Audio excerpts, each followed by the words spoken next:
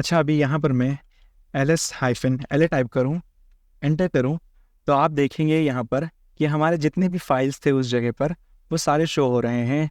जो हिडन्स थे वो भी शो हो रहे हैं, सारी चीज़ें और एक्स्ट्रा इन्फॉर्मेशन भी हमें मिल रहा है। तो यहाँ पर अभी हम लोग बात करने वाले हैं इन सब चीज़ों की कि ये सारी चीज़ें आखिर क्या है। तो उसके लिए देखेंगे सबसे पहले डी क्या चीज़ है। डी यानी डायरेक्टरी। अगर यहाँ पर कोई चीज़ दिख रहा है, जैसे ये सारी चीज़ें हैं, तो आखिर ये क्या चीज़ है। डी अगर सामने रहेगा तो यानी कि ये कोई फोल्डर है, कोई डायरेक्टरी है, इसके अंदर और भी चीज़ें हो सकते हैं। यहाँ पर आप देखेंगे हमें एल भी शो हो रहा है। एल का क्या मतलब है कि ये चीज़ जो है ये कोई लिंक है, और बाकी जितने जो ब्लैंक शो हो रहे हैं वो सारे फाइल्स हैं। दूसरे साइड में देखेंगे तो यहाँ पर जो ये काली काली रूट काली काली लिखा हुआ है, ये यहाँ पे शो कर रहा है कि ये जो फाइल है या डायरेक्टरी है इसका ओनर कौन है। तो यहाँ पर मोस्टली हम लोग को काली दिख रहा है क्योंकि हम लोग काली यूज़र ही इसके अंदर यूज़ कर रहे हैं। तो यहाँ पर पूरा काली से भरा हुआ है। कुछ फाइल्स हैं जिसमें रूट भी है, वरना अक्सर जो है वो काली ही है। अभी देखें, जैसे फॉर एग्जांपल पे इस फाइल को हम लोग, इस डायरेक्टरी को हम लोग लेते हैं, तो यहाँ पर सबसे पहले सामने डी दिख रहा है, यानी क्या है, ये डायरेक्टरी है, कोई फोल्डर है। बाद में ये क्या चीज़ आ रहा है, RWX क्या चीज़ है। इसका मतलब होता है इस फाइल का जो ओनर है, लाइक ये जो शो हो रहा है ये ओनर का सिंबल शो हो रहा है। यहाँ पर ओनर के पास किस चीज़ का परमिशन है, रीड राइट एग्जीक्यूट। R यानी रीड, W राइट, X यानी एग्जीक्यूट। हर फाइल 3 डिवीजन में अलग अलग डिवाइड होते हैं। एक तो ओनर होता है, दूसरा जो है वो ग्रुप बने हुए होते हैं, उनके पास क्या राइट्स है, और तीसरा जो होता है कितने यूजर्स उसके अंदर जुड़े हुए हैं, उनके पास क्या राइट्स है। तो जैसे यहाँ पर ये जो डायरेक्टरी है, इसके अंदर कुछ भी हुआ, इसके अंदर जो ओनर है वो रीड राइट एग्जीक्यूट तीनों चीज़ कर सकता है। लेकिन अगर कोई ग्रुप मेंबर है तो क्या कर सकता है, खाली रीड कर सकता है और एग्जीक्यूट कर सकता है, उसको राइट नहीं कर सकता। कोई यूज़र उसके अंदर आता है, उसका भी सेम है कि वो रीड कर सकता है, एग्जीक्यूट कर सकता है, लेकिन राइट नहीं कर सकता। दूसरी फाइल्स हम लोग ले लेते हैं, जैसे यहाँ पर डॉक्यूमेंट्स का फोल्डर है, यहाँ पर भी हमें डी दिख रहा है। क्या है, यानी कि ये एक डायरेक्टरी है। ओनर के पास, ओनर कौन है, काली है। ओनर के पास रीड राइट एग्जीक्यूट का परमिशन है। जो ग्रुप्स हैं उनका रीड और एग्जीक्यूट का परमिशन खाली है, और जो यूज़र्स हैं उनके पास रीड और एग्जीक्यूट का ही परमिशन है सिर्फ। यहाँ पर अगर हम लोग लिंक देखेंगे, ये वाले जो हैं, इसके अंदर आप देखेंगे कि जो ओनर है उसके पास भी सारे परमिशन है, ग्रुप जो है उनके पास भी सारे परमिशन है, और जो यूज़र्स हैं उनके पास भी सारे ही परमिशंस हैं। कुछ फाइल्स जैसे कि ये रहे, यहाँ पर आप देखेंगे कि खाली ओनर ही इसके साथ जो कुछ करना चाहता है कर सकता है, रीड राइट एग्जीक्यूट। ना ही ग्रुप के कोई मेंबर और ना ही यूज़र्स कुछ कर सकते हैं इसके अंदर। तो इस तरीके से आप डिफ्रेंशिएट कर सकते हैं कि कौन से यूज़र के पास क्या परमिशन है। जब आप पेनिट्रेशन टेस्टिंग करते हैं रियल लाइफ में, तो फिर आपको यूज़र ढूंढना पड़ता है जिसके पास सारे ही परमिशन जो हैं वो हो, ताकि हमारा काम जो है वो ईजी हो जाए। जैसे अभी एग्जाम्पल में इसको मैं स्क्रीन क्लियर करता हूँ, और यहाँ पर ls-al या फिर la आपको जो करना है, और temp का जो फोल्डर है उसको ओपन करूँ, तो आप देखेंगे यहाँ पर कि इस डायरेक्टरी के अंदर जो कुछ भी रहेगा वो ओनर, ग्रुप्स और यूज़र्स सारे ही रीड राइट एग्जीक्यूट कर सकते हैं। तो पेनिट्रेशन टेस्टिंग करते समय अगर मुझे कोई बैकडोर बनाना पड़ा, तो जो मेरा फाइल रहेगा मैं उसको इस TMP के फोल्डर में पेस्ट करूँगा, जिससे क्या होगा, कोई भी इस फाइल को एग्जीक्यूट कर पाएगा बिना किसी परमिशन के। अच्छा, जैसे आपको इसके बारे में नहीं पता है तो फिर क्या क्या मुश्किल्स हमारे पास आ सकती हैं वो हम लोग चलिए देखते हैं। ठीक है, मैं Ctrl-L करता हूँ क्लियर स्क्रीन करने के लिए। वापस से मैं एको करता हूँ, एक फ़ाइल क्रिएट करता हूँ हेलो का। ठीक है, इसको मैं सेव कर देता हूँ hello.txt में, hello.txt में एंटर करता हूँ। अभी हम लोग अगर ls-la करें तो आप देखें हमारा जो फाइल है ये रहा हमारा फाइल। अभी यहाँ पर आप देखेंगे कि इसके पास रीड राइट का तो परमिशन है, लेकिन एग्जीक्यूट का परमिशन नहीं है। अभी तो सिंपली मैंने इस टेक्स्ट में क्या किया है, हेलो ही सेव किया है। लेकिन मान लीजिए आपने अपना कोई पूरा स्क्रिप्ट इसके अंदर सेव किया होता और आपको इसको एग्जीक्यूट करना है, लेकिन आपके पास परमिशन ही नहीं है इसको एग्जीक्यूट करने का, तो फिर एग्जीक्यूट ही नहीं होता, तो फिर सारा जो टाइम है वो वेस्ट हो जाता। लेकिन हम लोग इसके परमिशंस भी चेंज कर सकते हैं। तो चलिए मैं आपको बताता हूँ कैसे। मैं वापस से Ctrl-L करता हूँ क्लियर स्क्रीन करने के लिए, और हम लोग कमांड यूज़ करेंगे chmod यानी चेंज मॉड का, और फिर उसके बाद में हम लोग प्लस टाइप करेंगे। जो चीज़ आपको देना है रीड राइट एग्जीक्यूट वो आप टाइप कर सकते हैं, खाली राइट का परमिशन देना है राइट, एग्जीक्यूट का परमिशन देना है X, ठीक है, तो मैं अभी इसको रीड राइट एग्जीक्यूट का परमिशन देता हूँ और उसके बाद में हमारा जो फाइल है, क्या है फाइल का नाम, hello.txt, ये करेंगे, एंटर किया। अभी अगर हम लोग ls-al करेंगे, एंटर करेंगे, तो आप देख सकते हैं जो हमारा hello.txt है इसका कलर भी चेंज हो गया है और यहाँ पर आप देखेंगे कि हमारे पास एग्जीक्यूट का परमिशन भी आ गया है। तो एज अ ओनर आप किसी भी फाइल का परमिशन चेंज कर सकते हैं और किसी को भी इसका एक्सेस ग्रांट कर सकते हैं।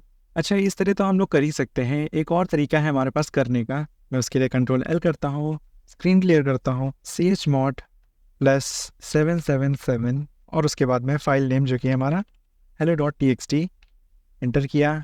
अभी वापस है -al करेंगे ls के साथ में, तो क्या देखेंगे जो हमारा hello.txt का फाइल है इसका जो परमिशन है वो रीड राइट एग्जीक्यूट सारे ओनर, ग्रुप्स और यूज़र्स सबके पास में आ गया है। तो ये नंबर्स क्या चीज़ है, तो चलिए समझते हैं। उसके लिए हम लोग इस चार्ट का इस्तेमाल करेंगे। यहाँ पर देखें मैंने 777 टाइप किया था। इसका क्या मतलब है, जो फर्स्ट नंबर होता है वो ओनर के लिए, सेकंड नंबर ग्रुप्स के लिए और थर्ड नंबर यूज़र्स के लिए। तो मैंने 3 बार 7 टाइप किया था, यानी सबके लिए रीड राइट एग्जीक्यूट का परमिशन उसके अंदर सेट कर दिया। फॉर एग्जाम्पल अगर मैंने 776 टाइप किया होता तो क्या होता, हमें जो ओनर है उसके पास सारे परमिशंस आ जाते, जो ग्रुप है उसके पास सारे परमिशंस आ जाते, लेकिन जो यूज़र्स रहेंगे उनके पास में खाली रीड और राइट का परमिशंस रहेगा। अगर हम लोग 700 टाइप करते फिर क्या होता, रीड राइट एग्जीक्यूट ओनर के पास चला जाता, लेकिन बाकी के जो दोनों है वो ग्रुप और यूज़र्स हैं उनके पास कोई भी परमिशन नहीं रहता। तो इस तरीके से आप इसको रीअरेंज करके परमिशन चेंज कर सकते हैं। और जब भी आपको परमिशन चेंज करने की ज़रूरत पड़े आप इस चार्ट को चाहे देख सकते हैं, गूगल कर सकते हैं, या फिर याद है तो फिर डायरेक्ट कर सकते हैं। ये हो गया। अभी चलिए मैं आपको बताता हूँ कि एक नया यूज़र को कैसे ऐड कर सकते हैं अपने काली लिनक्स में। तो उसके लिए मैं Ctrl+L करता हूँ, शुरू टाइप करेंगे, कमांड टाइप करेंगे ऐड यूज़र और उसके बाद में यूज़र का नाम जो भी आपको डालना है, मैं एग्जांपल के लिए यहाँ पर सैम डाल देता हूँ, एंटर करेंगे। अभी हम लोग को काली का पासवर्ड डालना है तो हम लोग अपना नया पासवर्ड डालेंगे। याद है ना हम लोगों ने पासवर्ड चेंज किया था, तो मैं नया पासवर्ड डालता हूँ, एंटर किया। अभी यहाँ से जो हमारा सैम यूज़र है उसका पासवर्ड एंटर करने के लिए कह रहा है, इसको हम लोग ऐड करते हैं, रीटाइप करते हैं, एंटर करते हैं। ये सारी चीज़ें आप डायरेक्ट ऐसा एंटर करके खाली छोड़ सकते हैं। उसके बाद में जो हमारा यूज़र है वो ऐड हो चुका है। अभी हम लोग इस यूज़र से स्विच करते हैं, तो हम लोग यानी स्विच यूज़र करेंगे और सैम एंटर किया, पासवर्ड मांग रहा है सैम का, एंटर किया और अभी हम लोग सैम पर आ गए हैं। अच्छा, सैम में ऐसे क्या खासियत है, हम लोगों ने बस एक यूज़र ही तो ऐड किया है। मैं Ctrl+L करता हूँ और यहाँ पर हम लोग जो etc पासवर्ड का फाइल है उसको प्रिंट करते हैं, देखते हैं। प्रिंट करने के लिए, प्रिंट आउट करने के लिए हम लोग कैट की कमांड यूज़ करते हैं, cat-etc और passwd, ये जो है एंटर करते हैं। तो अभी देखेंगे कि हम लोगों ने इसको प्रिंट कर लिया है। ये जो फाइल है बहुत ही कॉमन है, अगर आप एक पेन टेस्टर हैं, पेन टेस्टिंग कर रहे हैं तो ये सारी चीज़ें आप ज़रूर देखेंगे। ये फाइल बहुत ही ज़्यादा इंपॉर्टेंट है। तो अगर आप लोग यहाँ पर आएंगे तो देखेंगे यहाँ पर हमें बहुत सारे यूज़र्स जो हैं उनकी डिटेल्स यहाँ पे मिल रही है। तो इसीलिए अक्सर करके जब कोई पेनिट्रेशन टेस्टर आता है तो वो etc पासवर्ड का फाइल ज़रूर ओपन करता है। इसका नाम पासवर्ड इसलिए नहीं है क्योंकि इसके अंदर हमारे यूज़र्स के पासवर्ड सेव है, बल्कि एक टाइम था जब पुराने वर्जन जो काली के थे उसके अंदर यहाँ पर ही पासवर्ड स्टोर होता था। अभी तो इन लोगों ने ये जो एक्स आपको दिख रहा है सारे सामने, इसके अंदर स्टोर करते हैं। ये एक्स जो है ये एक प्लेस होल्डर है शैडो फाइल का, क्योंकि जो हमारे पासवर्ड्स हैं वो भी शैडो फाइल में सेव्ड होते हैं, तो उसकी जगह पर यहाँ पर हम लोगों को एक्स दिया हुआ है। शैडो फाइल के बारे में भी हम लोग आगे जानने वाले हैं, देखेंगे क्या है। यहाँ पर हम लोग देखेंगे कि रूट है सबसे ऊपर और इसका जो नंबर है वो 0 है, यानी कि जो रूट है वो यूज़र वो हमारा अल्टीमेट यूज़र है इस काली लिनक्स का। अगर हम लोग स्क्रॉल करते हैं नीचे तो अब यहाँ पे देखेंगे कुछ और भी यहाँ पर यूज़र्स हैं, जैसे कि काली हमारा यूज़र्स है, जॉन, एक्सेस, सैम जो अभी अभी हम लोगों ने क्रिएट किया है। काली देखेंगे 1000 है जो प्रेटी कॉमन है, यहाँ पर काली 1000 से शुरू होता है, उसके बाद जितने भी नए यूज़र्स आप बनाएंगे 1001, 2, 3 ऐसे आगे बढ़ता जाएगा। यहाँ पर आगे आप ये भी देख सकते हैं कि किस टाइप का वो शेल यूज़ कर रहा है, बिन बैश। अगर आप रूट का देखेंगे बिन ZSH का शेल यूज़ करता है। इसके अंदर हमें और भी चीज़ें पता चलेंगे, जैसे कि कौन कौन से सर्विसेज इसके अंदर रन कर रहे हैं, जैसे कि SSH, यहाँ पर रन कर रहा है। उसके बाद में अगर हम लोग देखेंगे तो ओपन वीपीएन और भी बहुत सारी चीज़ें यहाँ पर हम लोग को दिख जाएगा। यही छोटे छोटे इन्फॉर्मेशन है जो हम लोगों को जब पेनिट्रेशन करना होता है, इन्फॉर्मेशन गैदरिंग के समय सारी चीज़ें हम लोग चेक करते हैं। सबसे पहले हम लोग रूट का चेक करते हैं और उसके बाद ऑल द वे स्क्रॉल करते हैं देखने के लिए कि कितने यूज़र्स यहाँ पर एडेड है, और इन यूज़र्स के बीच में जितने भी चीज़ें इंस्टॉल्ड है, जितने भी सर्विसेज इसके अंदर रन हो सकती हैं, वो सारी चीज़ें यहाँ पर हम लोग को दिख जाएगा। ये हो गया। अभी मैं अपना स्क्रीन जो है इसको क्लियर करता हूँ, और जो शैडो फाइल के बारे में आपको बताया था उसको चलिए देखते हैं। वो फाइल जो है वो जो हमारे पासवर्ड्स होते हैं उसके हैशेस स्टोर करता है। तो उसके लिए हम लोग क्या करेंगे, कैट टाइप करेंगे, उसके बाद etc और फिर उसके बाद में शैडो। ये कैट का तो मतलब आपको पता ही है कि कोई भी चीज़ हम लोग को प्रिंट करना होता है, रीड करना होता है, तो हम लोग कैट का यूज़ करते हैं। अगर मैं अभी एंटर करता हूँ, क्या हुआ, परमिशन डिनाइड कर दिया गया। कोई नहीं, हम लोग सूडो यूज़ करते हैं, सूडो कैट। अभी मैं एंटर करता हूँ, सैम का पासवर्ड मांग रहा है, एंटर करते हैं, और ये क्या हुआ, यहाँ पर हम लोग को दिखा रहा है कि Sam is not in the sudoers file. मैंने आपको पहले बताया था ना कि सूडो का इस्तेमाल भी वही कर सकते हैं जो सूडोर्स फाइल के अंदर हो। तो सैम तो है नहीं अभी, तो इसलिए ये नहीं कर सकता है। तो हम लोग वापस से यूज़र स्विच करते हैं, स्विच यूज़र काली करते हैं, पासवर्ड टाइप करते हैं काली का, और हम लोग काली में आ गए हैं। मैं काली में इसलिए आया हूँ क्योंकि मुझे कुछ इंटरेस्टिंग चीज़ आपको दिखानी है। क्लियर स्क्रीन करता हूँ मैं, और यहाँ पर हम लोग टाइप करेंगे sudo cat, इसके बाद etc और shadow। अभी यहाँ पर आप देखेंगे कि ये पूरा ओपन होकर आ गया है। यहाँ पर रूट का कोई भी पासवर्ड सेट नहीं है, तो इसलिए ये ब्लैंक है। असल में क्या होता है, रूट का कोई पासवर्ड सेट करना ज़रूरी भी नहीं होता है जब तक कि बहुत ही ज़्यादा नेसेसरी ना हो। सब लोग यही करते हैं कि जो रूट का पासवर्ड है उसको कुछ भी सेट नहीं करते, ताकि कोई भी यूज़र जो है वो जो सूडोर्स में है वो एक्सेस कर सके अगर उसको एलिवेटेड प्रिविलेज चाहिए तो। बस इसके अंदर हम लोग लॉक सेट करके रखते हैं, जिससे कौन यूज़ कर रहा है और उससे क्या कर रहा है वो सारी चीज़ें रिकॉर्ड होता जाता है। लेकिन अगर हम लोग नीचे जाएंगे तो यहाँ पर देखेंगे हमारे पास 1 2 3 4 ये 4 यूज़र्स यहाँ पर इसके अंदर बने हुए हैं, और यहाँ पर इसके ये जो हैश है, पासवर्ड के हैश यहाँ पर ये स्टोर हैं। इन पे कोई भी पासवर्ड सेट नहीं है जॉन एक्सेस पे, तो इसलिए ये ब्लैंक है। काली और सैम जो है इन पे हम लोगों ने पासवर्ड सेट किया हुआ है, तो इसकी वजह से यहाँ पर इनके हैशेस दिख रहे हैं। अच्छा, मैं आपको एक चीज़ बताता हूँ, काली का जो पासवर्ड है और सैम का जो पासवर्ड है ये दोनों सेम ही है, लेकिन इनका जो हैश कोड है वो एकदम डिफरेंट है। जैसे विंडोज़ के अंदर क्या होता है, अगर जैसे दो सेम पासवर्ड होते हैं तो उनका हैश भी सेम होता है, लेकिन काली के अंदर जो इसका एल्गोरिदम है वो सेम पासवर्ड को भी अलग अलग हैश में कन्वर्ट करके डालता है। अभी आइए सूडोर्स का फाइल देखते हैं। मैं कंट्रोल एल करता हूँ, क्लियर करता हूँ, sudo cat /etc/sudoers। यहाँ पर आप देखेंगे सूडोर्स का ये रहा फाइल। मैं इसको सेलेक्ट करता हूँ, एंटर करता हूँ, एंटर करेंगे। अभी क्या हुआ, ये देखिए यहाँ पर पूरा डिटेल आ गया है। यहाँ पर आप देखेंगे सबसे पहले तो ये जो यूज़र प्रिविलेज स्पेसिफिकेशंस है, यहाँ पर रूट है। रूट क्या है, ऑल, यानी कुछ भी इसके अंदर करना हो वो कर सकता है। बाकी दूसरा रहा allow member of group sudo to execute any command. यहाँ पर ये शो कर रहा है कि जो सूडो ग्रुप में होंगे उनके पास भी पूरा ही एक्सेस होगा, जैसे कि वो रूट हैं। वो यूजर्स जो सूडो लगा के काम कर रहे हैं उनके कमांड्स भी ऐसे ही एग्जीक्यूट होंगे जैसे रूट के कमांड्स एग्जीक्यूट होते हैं। ये हो गया। अभी देखते हैं कि सूडोर्स के फाइल में कौन कौन से यूजर्स एडेड हैं, तो उसको हम लोग देख सकते हैं ग्रेप कमांड की मदद से। तो मैं स्क्रीन क्लियर करता हूँ, हम टाइप करेंगे ग्रेप। ग्रेप क्या चीज़ है, जैसे जैसे कोर्स में हम लोग आगे बढ़ते जाएंगे, स्पेसिफिकली बैश स्क्रिप्टिंग जब हम लोग सीखेंगे तब ये आपको बहुत ही ज़्यादा फेमिलियर हो जाएगा। लेकिन अभी के लिए आप इतना जान सकते हैं कि जो ग्रेप कमांड होता है वो इसलिए यूज़ करते हैं कि किसी भी डेटा में से लाइक कोई स्पेसिफिक स्ट्रिंग हम लोग को निकालना होता है, तो हम लोग ग्रेप का यूज़ करते हैं। जैसे कि बहुत सारे डेटा है, बहुत सारे फाइल्स हैं, ठीक है, उसके अंदर बहुत सारी चीज़ें अवेलेबल है, लेकिन हम लोग को खाली क्या चीज़ चाहिए, जिसके अंदर सूडो हो। तो हम लोग ग्रेप करेंगे और सूडो डालेंगे, तो उससे क्या होगा कि उस फाइल के अंदर से जहाँ जहाँ पर भी सूडो होगा वो सारी चीज़ें शो कर देगा हम लोग को। तो हम लोग अभी क्या करते हैं, कोड्स डालते हैं, सिंगल कोड्स डालना है। यहाँ अंदर हम लोग क्या टाइप करेंगे, सूडो, क्योंकि हम लोग को सूडो चाहिए सूडोर्स फाइल के लिए।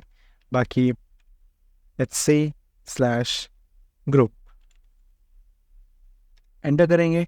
अभी देख सकते हैं कि सूडो ग्रुप में खाली एक यूज़र जो है काली वही है, यानी कि सूडो का यूज़ खाली काली जो यूज़र है वही कर सकता है। इसके अंदर आप चाहें तो दूसरे यूज़र्स को भी ऐड कर सकते हैं, या फिर मोर स्पेसिफिकली आप चाहें तो दूसरे यूज़र्स को डायरेक्ट सूडोवर्स के अंदर की ऐड कर सकते हैं, या फिर हम लोग किसी स्पेसिफिक परमिशन ही उसको दे सकते हैं।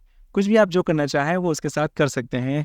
जैसे कि फॉर एग्जांपल मैं यहाँ पर एक काम करता हूँ, sudo-l टाइप करता हूँ। अभी यहाँ पर हम लोगों को जो यूज़र है हमारा उसका परमिशन शो हो रहा है। ये यूज़र क्या कर सकता है, ऑल, यानी कि ये सारे कमांड एग्जीक्यूट कर सकता है। इसी तरीके से जब हम लोग पेनिट्रेट करते हैं किसी सिस्टम में, किसी यूज़र को हम लोग देखते हैं, तो हम लोग देखते हैं कि वो यूज़र क्या क्या चीज़ें एग्जीक्यूट कर सकता है, क्या क्या चीज़ें उसके पास परमिशन है करने की। अक्सर केस में ये होता है कि सारे यूज़र्स को अलग अलग टास्क असाइन किया रहता है, तो फिर वो उसके अलावा और कुछ नहीं कर सकता।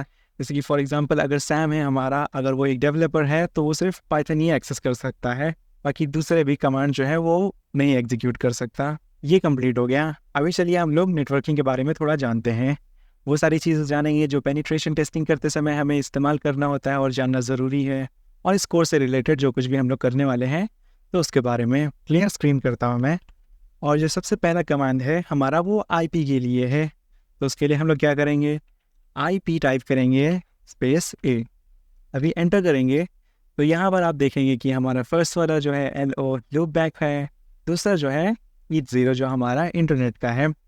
देखिए यहाँ पर आप देखेंगे कि हमारा IP एड्रेस है ये /24 सबनेट में रन कर रहा है। यहाँ पर हमारा IPv6 जो है वो भी शो हो रहा है। यहाँ पर हमारा जो ब्रॉडकास्ट का IP है वो शो हो रहा है, और यहाँ पर जो हमारा मैक एड्रेस है वो शो हो रहा है। अच्छा, इसको करने का दूसरा तरीका भी है, IF कॉन्फ़िग करते हैं। इससे कमांड ये रहा, इसको एंटर करेंगे तो यहाँ पर भी हमें सेम चीज़ें शो होगा। IF कॉन्फ़िग थोड़ा ओल्ड स्कूल है, IPA जो है वो नया तरीका है करने का। यहाँ पर सारी चीज़ें कलर से हाईलाइटेड हैं, ज़्यादा इजी है आइडेंटिफाई करने का, लेकिन मैं मोस्टली जो है वो IF कॉन्फ़िग यूज़ करता हूँ। पुराने तरीके से करना मुझे पसंद है इसलिए। अच्छा, एक चीज़ मैं क्लियर करना चाहूँगा कि जो IPA है, ये जो कमांड है, ये जितनी भी नेटवर्क इंटरफेसेस हैं वो सारे शो करता है, लेकिन IF कॉन्फ़िग जो है वो सिर्फ जो हार्ड केबल से कनेक्टेड हैं वही शो करता है। जैसे कि अगर ईथरनेट केबल से कनेक्टेड है तो वही नेटवर्क शो करेगा। अगर आपको जो वायरलेस नेटवर्क कनेक्टेड है उसको देखना है तो उसके लिए हम लोग IW कॉन्फ़िग का यूज़ करते हैं। एंटर करेंगे। अभी यहाँ पर देखेंगे कि नो वायरलेस एक्सटेंशन लिखा हुआ है यहाँ पर, क्योंकि हमने कोई भी वाईफाई अडाप्टर इसके साथ कनेक्ट नहीं किया हुआ है। ये खाली ईथरनेट केबल से कनेक्टेड है, तो इसलिए ईच 0 में ये शो हो रहा है और IW कॉन्फ़िग में कुछ नहीं शो कर रहा है। अभी मैं आपको जल्दी से एक वाईफाई अडाप्टर कनेक्ट करके आपको दिखाता हूँ कि किस तरीके से होगा। ओपन करता हूँ, कनेक्ट टू वर्चुअल मशीन में करता हूँ। ओके, सही है, अभी ये कनेक्ट हो चुका है यहाँ पर। अभी मैं अगर IW कॉन्फ़िग करूँगा, अब देखेंगे कि हमारे पास LAN 0 करके एक वाईफाई अडाप्टर भी यहाँ पर शो हो रहा है। ये वायरलेस कनेक्शन है हमारा। इसके बारे में हम लोग और भी जानेंगे जब हम लोग वायरलेस हैकिंग के सेक्शन में पहुँचेंगे। अभी के लिए बस इतना ही। प्रिंट क्लियर करता हूँ और अभी दूसरे कमांड की तरफ चलते हैं। दूसरी चीज़ ये है IP-N। इसको करेंगे, एंटर करेंगे तो यहाँ पर अभी आप देखेंगे बहुत सारे IP एड्रेस और बहुत सारे मैक एड्रेसेस शो हो रहे हैं। इसको करने का दूसरा भी तरीका है जो कि है ARP-A। एंटर करेंगे, सेम चीज़ यहाँ पर भी शो होगा। ARP क्या चीज़ है? Address resolution protocol. अगर आपको इसके बारे में नहीं पता है तो थोड़ा यूट्यूब करके इसको सर्च कर लें, इसको जान लें थोड़ा नेटवर्किंग के बारे में, उससे आपको पता चल जाएगा। तो असल में क्या चीज़ है ये? यहाँ पर जो ये हमें बताता है कि कौन सा IP एड्रेस कौन से मैक एड्रेस के साथ कनेक्टेड है। जैसे कि ये IP एड्रेस जो है वो इस मैक एड्रेस के साथ कनेक्टेड है, ये IP एड्रेस इस मैक एड्रेस के साथ कनेक्टेड है। दोनों ही चीज़ यहाँ पे सेम शो हो रहा है। IPN जो है वो थोड़ा नया तरीका है, काफ़ी कलरफुल है और देखने में भी अच्छा लगता है। और वापस से ये रहा हमारा गुड ओल्ड तरीका। नेक्स्ट चीज़ हम लोग करने वाले हैं वो है IPR। आर क्या चीज़ है? राउटिंग टेबल हमें शो करता है। एंटर करेंगे, यहाँ पर आ गया। अगर हम लोग डायरेक्ट राउट सर्च करते हैं ROUT एंटर करेंगे तो यहाँ पर भी हमें सिमिलर ही देखने को मिल जाएगा। यहाँ पर हमारा IP एड्रेस दिख रहा है, गेटवे ओपन गेटवे है हमारा मास्क जो है वो शो हो रहा है यहाँ पर, और सारी चीज़ें यहाँ पर शो हो रहा है। दोनों ही सिमिलर है, बस ये थोड़ा ज़्यादा अच्छा दिखने में है और ये वाला पुराना तरीका है। अभी यहाँ पर देखें, अगर मैं IPA करूँगा तो यहाँ पर आप देखें कि जैसे आप नेटवर्क पेनिट्रेशन टेस्टिंग कर रहे हैं और आपको ये आईपी एड्रेस दिया हुआ है कि ये रहा आईपी एड्रेस और ये /24 सबनेट में है, यानी कि टोटल डिवाइसेस जो हैं वो 255 कनेक्टेड हैं। तो आप सोचेंगे कि चलिए मैं उसको ही खाली स्कैन करता हूँ। लेकिन अक्सर करके ऐसा होता है कि बड़े बड़े कंपनीज जो होते हैं उनके एक डिवाइसेस जो होते हैं एक सबनेट में होते हुए भी दूसरे आईपी से वो लोग बात कर सकते हैं, इस तरह का उनका कनेक्शन होता है। तो अक्सर करके आप जब ये स्कैनिंग कर रहे होते हैं, जब वायरलेस पेनिट्रेशन टेस्टिंग करने जाते हैं, तो आपको जो राउट है वो देखना ज़रूरी होता है। उससे आपको पता चलेगा कि ये कहाँ से कहाँ जा रहा है। आखिरी चीज़ मैं आपको बताना चाहूँगा जो कि है पिंग कमांड। तो मैं पिंग टाइप करूँगा, उससे पहले मैं ifconfig टाइप करता हूँ अपना आईपी एड्रेस के लिए। और यहाँ पर अगर हम लोग पिंग टाइप करते हैं, अपना आईपी एड्रेस देखते हैं, ये चीज़ पिंग 192.168.116 और मुझे लगता है जो हमारा डिफ़ॉल्ट गेटवे था वो 2 था। तो ये करूँगा, एंटर करेंगे।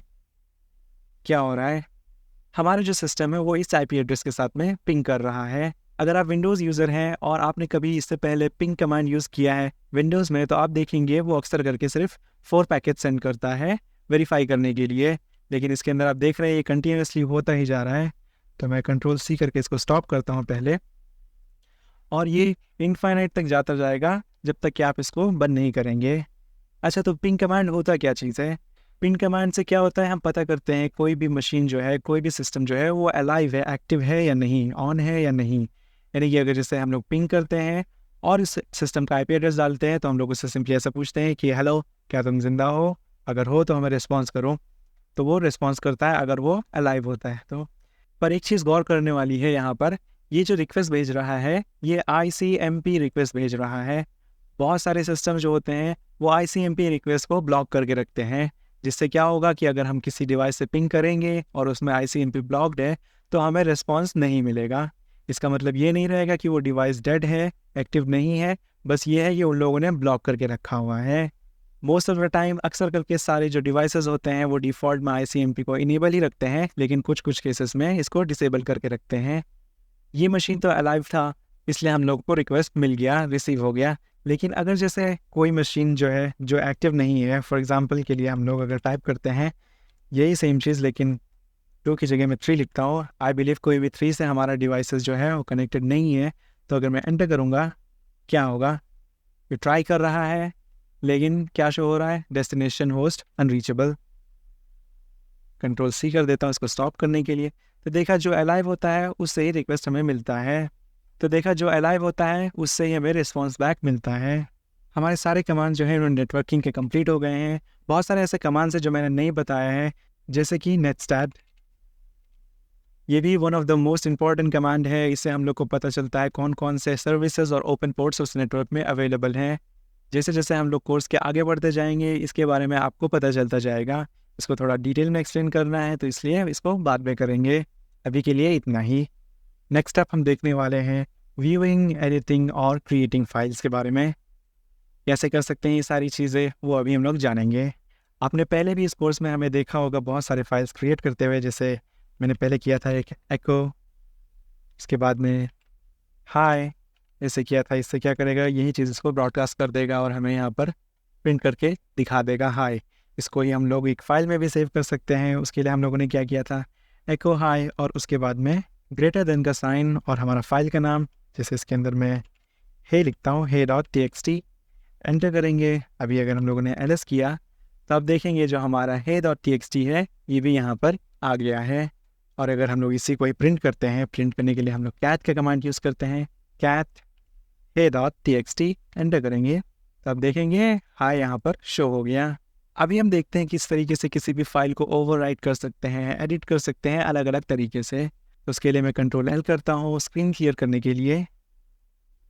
अच्छा, ये रहा हमारा फाइल, ठीक है, हाय, इसको हम लोगों ने एको किया था और hey.txt में सेव किया था। क्या हो अगर इस हाई के साथ में मुझे कुछ और भी ऐड करना हो, जैसे हाई रूट, ये करना है, क्या होगा अगर मैं एंटर करूँ, ls करूँ और इस फाइल को जो hey.txt है इसको रीड करूँ, cat hey.txt, हो गया हमारा जो फाइल है वो ओवरराइट हो गया, हाई रूट हो गया, यहाँ पर आ गया। लेकिन क्या हो अगर जैसे हम लोगों को एक और चीज़ ऐड करना हो और इसको ओवरराइट ना करना हो। अच्छा, अभी एक और चीज़ करते हैं। वापस से मैं वो कमांड लेकर आता हूँ, यहाँ पर हाई रूट एक्सेस डाल देता हूँ। ठीक है, अगर मैं इसको ऐसे ही कर दूंगा तो क्या हो जाएगा, ओवरराइट हो जाएगा।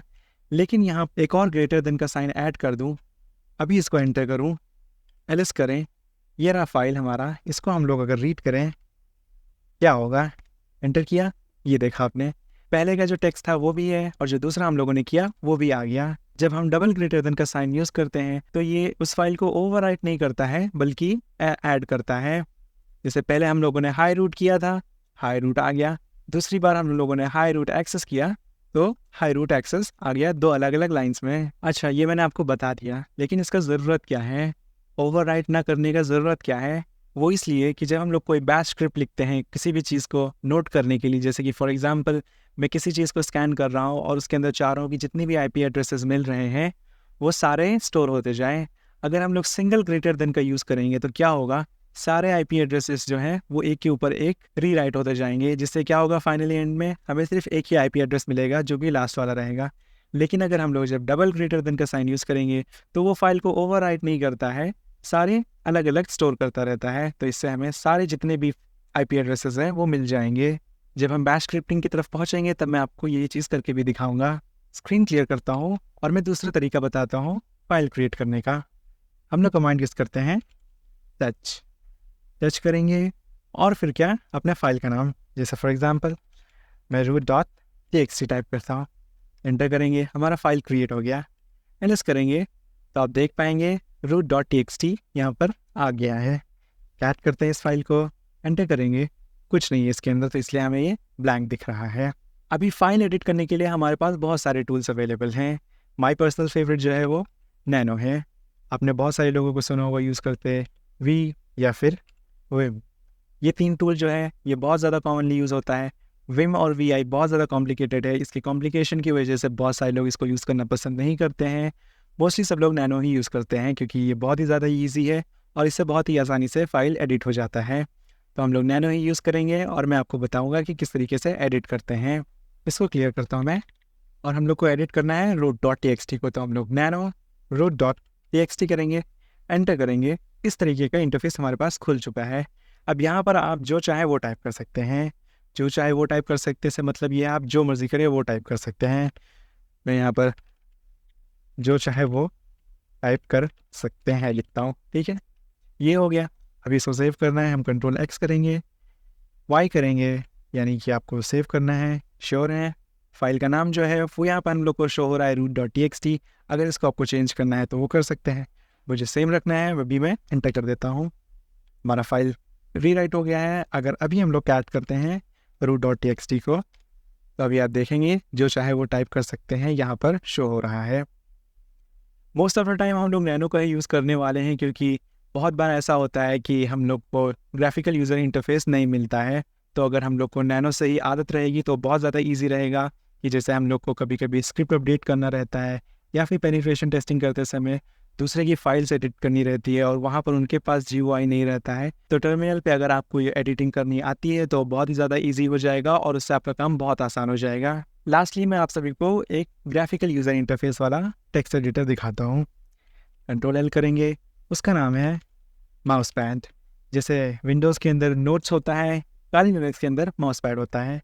हमारा फाइल का नाम टाइप करेंगे root.access.txt, एंटर करेंगे, हमारा GUI खुल गया है और यहाँ पर आप देखेंगे वही चीज़ है, जो चाहे वो टाइप कर सकते हैं। सेम है, मैं कुछ भी कर सकता हूँ, यहाँ पर एडिट भी कर सकता हूँ। ये मैंने टाइप किया, अभी इसको हम लोग फाइल्स में जाके सेव करेंगे, यहाँ से कट कर देंगे। अगर अभी हम लोग वापस से इसको प्रिंट करें तो यहाँ पर जो हम लोग का एडिटेड वर्जन है वो भी शो हो जाएगा। तो माउस पैड जो है वो GUI बेस्ड है, नैनो जो है वो कमांड लाइन इंटरफेस बेस्ड है। अच्छा, इस सेक्शन का फाइनल चीज़ मैं आपको बताने जा रहा हूँ कि जैसे ये जो टूल्स हैं, नैनो हुआ या फिर माउस पैड, कोई भी आप टूल से एक ब्रांड न्यू फाइल भी क्रिएट कर सकते हैं। जैसे कि अगर हमें नया फाइल बनाना है तो मैं नैनो टाइप करूँगा और यहाँ पर लिखता हूँ न्यू फाइल .txt, एंटर करेंगे। यहाँ पर आप जो चाहें वो कर सकते हैं, जैसे कि मैं न्यू फाइल कर रहा हूँ, कंट्रोल एक्स, वाई, एंटर, अभी हम लोगों ने एक नया फाइल क्रिएट कर लिया है। अगर हम लोग ls करेंगे तो आप देखेंगे यहाँ पर शो हो रहा है न्यू फाइल डॉट txt। इसको हम लोग रीड करते हैं, cat new file dot txt। Enter किया तो आप देख सकते हैं आ गया है। तो ये इसलिए मैं बता रहा हूँ क्योंकि ज़रूरी नहीं है कि कोई फाइल एग्जिस्ट कर रहा हो पहले से, उसको ही हम लोग एडिट कर सकते हैं नैनो या फिर दूसरे टूल्स से। आप एक ब्रांड न्यू फाइल भी क्रिएट कर सकते हैं। नेक्स्ट टॉपिक जो है हमारा वो स्टार्टिंग एंड स्टॉपिंग सर्विसेज का है। इसमें हम लोग जानेंगे कि किस तरीके से हम लोग कोई भी सर्विस स्टार्ट स्टॉप कर सकते हैं। सर्विसेज यानी जैसे SSH का सर्विस या फिर MySQL या फिर कोई दूसरे सर्विसेज जो आप स्टार्ट करना चाहते हैं जब आप काले में काम कर रहे हो उस वक्त, या फिर जैसे ही बूट हो काले लिनक्स उस वक्त अपने आप शुरू हो जाए वो सर्विस। तो हम लोग चलिए देखते हैं तो कैसे करते हैं, आइए मैं बताता हूँ। जैसे हम विंडोज़ में बहुत सारे टूल्स इंस्टॉल करते हैं और उसको स्टार्टअप पे सेलेक्ट कर देते हैं कि जैसे ही विंडोज़ बूट हो वो प्रोग्राम अपने आप चलना शुरू हो जाए। तो इस तरीके से हम लोग काले लिनक्स में कैसे कर सकते हैं। तो फर्स्ट सर्विस की हम बात करने वाले हैं वो है अपाची सर्वर। ये एक ऐसा सर्विस होता है जब आप इसको रन करते हैं, जब आप इसको स्टार्ट करते हैं तो आपके काले लिनक्स से एक वेब होस्टिंग शुरू हो जाता है। इसका एक फ़ोल्डर होता है, उसके अंदर जो कुछ भी आप टाइप करेंगे वो इंटरनेट पे अवेलेबल हो जाएगा। आप उसको एक्सेस कर सकते हैं या फिर आप किसी दूसरे को चाहते हैं कि वो एक्सेस करे तो आप लिंक भेजेंगे अपना और वो वहाँ से उसको एक्सेस कर पाएगा। उस फोल्डर के अंदर जो कुछ भी रहेगा वो सारी चीज़ें कोई भी एक्सेस कर पाएगा उस लिंक की मदद से, एकदम ऐसा जैसे कोई एक नॉर्मल वेबसाइट है। तो प्रूफ ऑफ कॉन्सेप्ट के लिए पहले मैं आपको दिखाता हूँ। IF कॉन्फ़िग करते हैं हम और यहाँ से हम अपना IP एड्रेस कॉपी कर लेते हैं। कॉपी सिलेक्शन, हम अपने ब्राउज़र में जाएंगे और यहाँ पे अगर मैं इसको पेस्ट करूँ क्या होगा, अनेबल टू कनेक्ट। यही चीज़ हम लोग एक्सपेक्ट कर रहे थे ये होगा। अभी चलिए हम अपना सर्विस स्टार्ट करते हैं और फिर देखते हैं। Ctrl L करता हूँ क्लियर करने के लिए और हम लोग को सर्विस स्टार्ट करने के लिए क्या टाइप करना है, sudo सर्विस, उसके बाद में apache 2 और स्टार्ट। एंटर करेंगे, पासवर्ड मांगेगा हमसे, पासवर्ड टाइप कर देते हैं, एंटर किया और हमारा जो सर्विस है वो शुरू हो चुका है। हमारा वेब होस्टिंग शुरू हो गया है। कुछ कन्फर्मेशन के लिए तो हमें यहाँ पे शो नहीं हुआ है, तो हम लोग चलिए अपने क्रोम में जाते हैं, वापस इसको रिफ्रेश करते हैं और यहाँ से जो इसका S है वो हटाएंगे, एंटर करेंगे तो अभी देख सकते हैं कि जो हमारा वेब पेज है वो यहाँ पर लोड हो चुका है। अपाची 2 का सर्विस यानी कि हमारे काले लिनक्स से स्टार्ट हो चुका है। हम लोगों ने यहाँ से S हटाया है क्योंकि ये जो हमारा वेब होस्टिंग हो रहा है ये पोर्ट 80 पे हो रहा है, यानी कि HTTP पे, HTTPS में नहीं है। अभी हमें अगर इसको स्टॉप करना हुआ तो उसके लिए हम लोग क्या करेंगे, सेम कमांड है, ये टाइप करेंगे और यहाँ पर स्टॉप कर देंगे। स्टॉप करने से पहले मैं आपको एक चीज़ दिखाता हूँ कि अगर हम लोग वापस से जाएंगे यहाँ पर, इसको मैं थोड़ा छोटा करता हूँ अभी यहाँ पर, तो आप देखेंगे कि यहाँ पर हमारे पास एक लोकेशन दिया हुआ है इसका। तो हम लोग फाइल ओपन करते हैं, ये रहा हमारा फाइल। यहाँ पर हम लोग जाते हैं फाइल सिस्टम where www.html। तो ये जो लोकेशन यहाँ पे दिया हुआ है इसी के लोकेशन पे हम लोग यहाँ पर आए हुए हैं। तो इससे ये होता है कि अगर हमें कोई भी अपना फाइल होस्ट करना होगा इस फोल्डर के अंदर उस चीज़ को हम लोग पेस्ट करेंगे। कोई हमारा फोटो पिक्चर्स होता है उसको होस्ट करना है, कोई फाइल्स या फिर कोई मेलिशियस कोड, तो हम लोग यहाँ पर उसको पेस्ट करेंगे जिससे ये होस्ट होगा। अभी चलिए इसको हम लोग स्टॉप करते हैं, एंटर करेंगे और हमारा सर्विस जो है वो स्टॉप हो चुका है। इन्फॉर्मेशन के लिए अगर मैं वापस से इधर जाके इसको रिलोड करूँ तो देख सकते हैं अनेबल टू कनेक्ट शो होना शुरू हो गया है, यानी कि हमारा सर्विस जो है वो स्टॉप हो गया है। अच्छा, ये तो अपाची सर्विस है। असल में ये थोड़ा पुराना तरीका है। नया तरीका पता है जो पर्सनली मैं अभी यूज़ करता हूँ। पहले मैं अपाची 2 यूज़ करता था लेकिन अभी मैं पाइथन यूज़ करता हूँ। पाइथन के ज़रिए से फाइल होस्ट करना बहुत ही ज़्यादा ईजी है, करके बताता हूँ। सबसे पहले हम लोग एक जल्दी से फाइल क्रिएट कर लेते हैं। एगो करते हैं हाई रूट एक्सेस, इसको मैं सेव कर देता हूँ rrr.txt। ये हम लोगों ने कर लिया। फाइल हमारा क्रिएट हो गया। ls करेंगे तो देखेंगे यहाँ पर हमारा फाइल जो है आ गया है। अभी हम लोग को इसको होस्ट करना है, उसके लिए क्या करेंगे, हम लोग python 3/m यानी मॉड्यूल यूज़ करना है। हम लोग को कौन सा मॉड्यूल यूज़ करना है, http.server। ये हमने कर दिया। अभी कौन से पोर्ट पे हम लोग को इसको होस्ट करना है, मैं 80 डाल देता हूँ, एंटर करेंगे। अभी जो हमारा पाइथन का सर्विस है वो शुरू हो गया है। अभी हम लोग ब्राउज़र में जाते हैं, यहाँ पर इसी पेज को वापस से रिफ्रेश करते हैं, S हटा देते हैं, वापस से एंटर करेंगे तो अभी देख रहे हैं कि इस तरीके से हम लोगों ने अपनी फाइल जो है वो होस्ट कर दिया है और इसके अंदर सारी ही फाइल्स होस्टेड हैं। यहाँ पर जिस लोकेशन पे हमने स्टार्ट किया है उसके सारे फाइल्स होस्टेड रहेंगे। जैसे कि देख सकते हैं यहाँ पर डेस्कटॉप है, डॉक्यूमेंट्स है, डाउनलोड्स है। डेस्कटॉप पे क्लिक करेंगे, यहाँ पर देख सकते हैं मेरे पास 2 फाइल्स है वो शो हो रहा है। डॉक्यूमेंट्स पे जाएंगे, वो सारी चीज़ें यहाँ पर शो हो जाएगा। यहाँ पर जैसे हमने टेक्स्ट बनाया हुआ था, कहाँ गया, rrr.txt, ये भी हमारे पास यहाँ पर आ गया है और यहाँ से हम लोग देख सकते हैं क्या चीज़ है उस टेक्स्ट के अंदर। ये वाला तरीका थोड़ा ज़्यादा अच्छा है क्योंकि पुराने अपाची में हम लोग को क्या करना पड़ता था, उसका स्पेसिफाइड फोल्डर है उसके अंदर हमें सारी चीज़ें डालना पड़ता था फाइल होस्ट करने के लिए। लेकिन पाइथन 3 जो है वो बहुत ही ज़्यादा ईजी है। आप जिस फोल्डर में हैं, जहाँ पर भी आप ये रन करेंगे वहाँ से सारे फाइल्स होस्ट हो जाएंगे। मैं इसको Ctrl+C करके इसको स्टॉप कर देता हूँ। अच्छा, अभी इस टॉपिक को ख़त्म करने से पहले एक फ़ाइनल चीज़ आपको बताऊँगा, जो कि है कि आप किस तरीके से विंडोज़ की तरह स्टार्टअप पे ही अपना कोई भी जो सर्विस है उसको स्टार्ट कर सकते हैं। उसके लिए हम लोग क्या करेंगे, sudo systemctl ये है और फिर उसके बाद में इनेबल और फिर सर्विस का नाम, जैसे फॉर एग्जांपल SSH। तो अभी क्या होगा, अगर मैं एंटर करूँगा तो ये मेरा Kali Linux जब भी रिबूट होगा, जब भी रीस्टार्ट होगा, तो फिर ये जो SSH का सर्विस है ये ऑटोमेटिकली स्टार्ट हो जाया करेगा। एंटर करता हूँ और हमारा जो ये चीज़ है ये इनेबल हो गया है। मैं इसको डिसेबल कर देता हूँ क्योंकि ये सिक्योरिटी फीचर्स का बेस्ट प्रैक्टिस नहीं है। डिसेबल कर देता हूँ। लेकिन आप इस तरीके से कोई भी सर्विस स्टार्ट स्टॉप कर सकते हैं बूटअप के वक्त। नेक्स्ट हम बात करने वाले हैं कोई भी एप्लीकेशन इंस्टॉल करना या फिर उसको अपडेट करने की। सबसे पहले हम लोग क्या कमांड टाइप करते हैं, वो है sudo apt apt, उसके बाद में अपडेट एंड apt अपग्रेड। अच्छा, हम लोग 2 चीज़ एक साथ में क्यों रन कर रहे हैं, ये क्या चीज़ है, अपडेट और अपग्रेड क्या चीज़ है? क्या होता है कि Kali Linux के अंदर बहुत सारे फाइल्स जो हैं वो सेव होते हैं पहले से ही उनके लोकेशन के साथ में, कि उनका एक रिपोजिटरी होता है जो पहले से ही डिसाइडेड होता है। तो जब हम ये अपडेट रन करते हैं तो वो जो रिपोजिटरीज पहले से ही इसके अंदर असाइंड हैं वो सारे उस लिंक पर जाता है और वहाँ से सारे रिक्वायर्ड फाइल जो है वो डाउनलोड करता है और उसको अपडेट कर देता है। फिर हम लोग अपग्रेड का यूज़ करेंगे तो फिर क्या होगा, जितनी भी फाइल्स इसने अपडेट में से अपडेट किया है, जैसे बहुत सारे टूल्स हमारे पास आ गए हैं, अभी उनमें से इस अपडेट की फीचर ने पता किया कि बहुत सारे टूल्स का अपडेट्स आए हुए हैं, तो अभी उसको अपडेट कैसे करना है, हम लोग अपग्रेड कमांड यूज़ करके। मतलब अपडेट जो है वो खाली रिपोजिटरी हमारा अपडेट करता है, लेकिन अपग्रेड जो है वो जो टूल हम लोग को अपग्रेड करना है वो करता है। हम लोग एंटर करते हैं। अभी आप देख रहे हैं ये सारे जो लिंक्स दिख रहे हैं ना, यहीं पर ही इसका रिपोजिटरी सारे सेव्ड है। यहाँ पर ही जाता है और चेक करता है कि कौन कौन से नए अपडेट्स आए हुए हैं और कौन कौन से चीज़ें हमें अपग्रेड करना है। ये कुछ देर तक चलेगा। मैंने यहाँ पर इसको Ctrl+C करके बंद कर दिया है क्योंकि इसमें बहुत ज़्यादा टाइम लगने वाला है और मेरा जो Kali Linux है वो पहले से ही अपग्रेडेड है।